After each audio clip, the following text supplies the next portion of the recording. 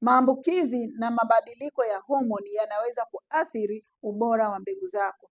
Kuna baadhi ya maambukizi na kupata changamoto ya mabadiliko ya homoni, yani homoni ya testosterone kushuka, inaweza kupunguza idadi ya mbegu au kupunguza ubora wa mbegu zako. Maambukizi kama magonjwa ya zinaa, lakini pia kupata changamoto hiyo ya kushuka kwa kiwango cha homoni, hii inaenda kuathiri sana ubora wa mbegu zako. Kama una historia ya kupata changamoto ya maambukizi katika via vyako vya uzazi, inawezekana uliumwa gono, uliumwa kaswende au magonjwa ya UTI za mara kwa mara, na sasa hivi uko kwenye mahusiano au kwenye ndoa lakini unashindwa kutungisha ujauzito, unatakiwa ujitathmini na kwenda kufanya uchunguzi ili kuangalia ubora wa mbegu zako. Kwa hiyo usimlaumu sana mwanamke anashindwa kushika ujauzito.